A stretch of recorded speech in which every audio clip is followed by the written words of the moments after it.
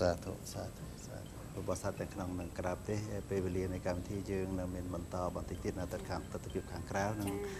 บานเตสนานาตัดติบรวมนักนองตีรามบอดบารมีอย่างน่าได้จังบานมิกรอนแต่บางหันตรุตรุในตัดติบคลาคลาตามสองรายการแบบกลุ่มจ้าสองสมัติพรในนี้ได้บรรษาตกปีละปีมุนมากก็โดยจีปัจจุบันในพองได้นี่คือจีเปรย์วิเฮจ้าจ้านี่คือไปเฮียจ่าได้ซอปีดาวหมอนซอลบอ้อยเวียจานชนามหอยเรามาโรยชนามเชียงหอยอ๋อได้จ้าได้จ้านั่นก็ได้ก็นั่งจะได้ลูกก่อสร้างรับกอลเทียดก็ได้ลูกให้นั่งแหน่ปกลูกก็ได้trong tầm đam po bọn ta đam nó sao đam po hay sao đam po cái này lúc này prang môi thiệt cái này nó prang đây đam po sao bị môn đấy đam po đấy anh đam po sao bị môn đấy còn bị đang bị trầm nào máu thế còn này đang thả đam po đấy hàng cào bị hết đam po này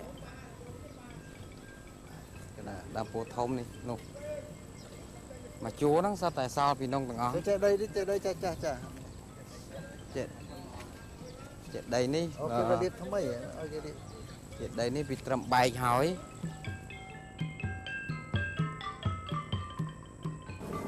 cái bảo ba chân thôi mày tới nơi là bạn đau khla bạn khla đau khla bạn khla bờ tật riêng thông tới tứ nắng đầy làng màu đầy bọc làng hồ làng màu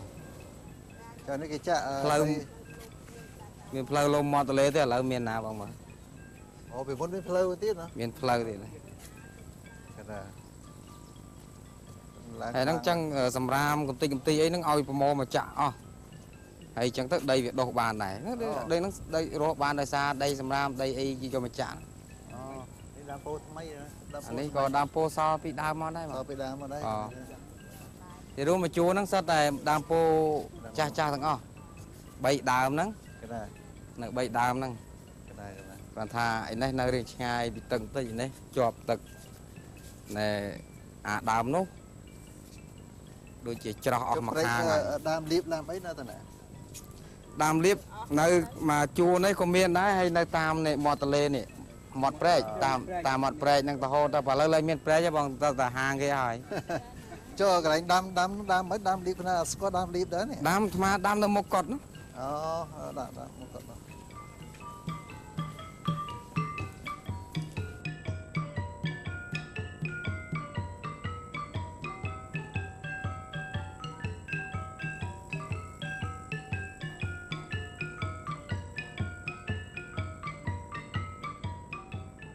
cha cột bờ sạt tảng không bằng cào tê cha khi nào ngày ní dương ban cha cột bờ sạt ban khơi nơi tật tập hiệp cả đôi chia ban đạp nơi ròประวัติរបស់ទីវត្តអារាមចាវ៉ារិនតេចាដែលមានទីតាំងជាប់មាត់ទន្លេបងចាជាពិសេសនោះខ្ញុំគិតថានៅព្រែកលៀបនេះអ្នកដែលមកកំសាន្តនៅថ្ងៃចុងសប្តាហ៍ឬក៏ថ្ងៃឈប់សម្រាកប្រកាសជាស្គាល់ចាពីព្រោះយើងនៅខាងក្រៅយើងជាផ្លូវដែលគេអាចឆ្លងកាត់ទៅមកបានតាមភូមិណាអញ្ចឹងហើយនៅសង្ឃនិកាយប្រគុណតេតងនៅឈ្មោះវត្តព្រះអង្គបានបញ្ជាក់រួចនឹងហើយដល់ពេលវេលាកម្មវិធីយើង30នាទីដល់ទីបញ្ចប់ហើយដែរសម្រាប់នេះហើយការបង្ហាញជូននៅទស្សនវិជ្ជាទាំងឡាយនៅក្នុងទីអារាមបានពុកម៉ែបងប្អូនបានជ្រាបថាក្នុងការទេសនាតាំងពីសមិទ្ធផលចាស់ក៏ដូចជាសមិទ្ធផលថ្មីដែលកំពុងកសាងបន្តផងដែរក្រោមការដឹកនាំគូចៅតកាថ្មីនេះបាទអរគុណកម្មវិធីសូមការញ៉ាត់ថ្លែងអរគុណយ៉ាងជ្រាលជ្រៅចំពោះអ្នកឧបត្ថម្ភគ្រប់គ្រងក្នុងកម្មវិធីមានដូចជាលោកជំទាវអញ្ញាមហាឧបាសកធម្មមិត្តយើងគាត់ថាលោកជំទាវ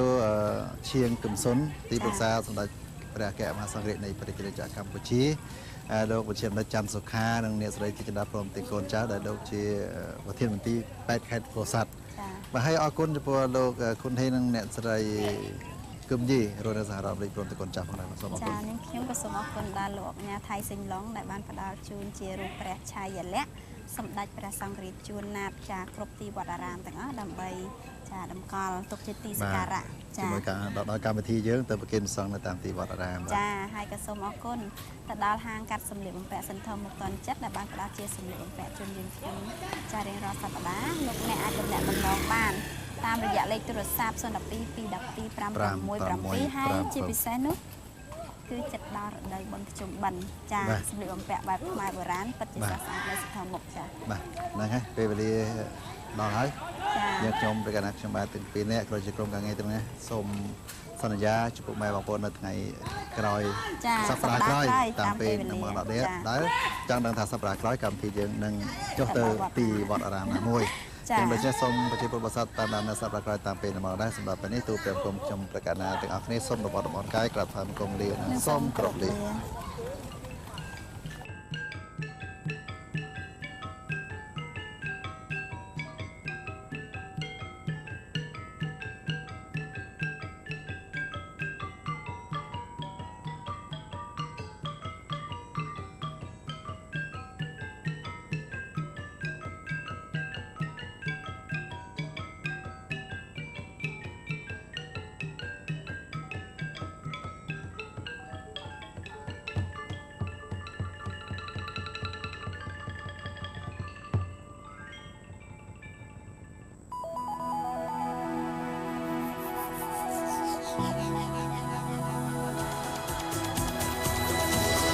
CTN TV របស់លោក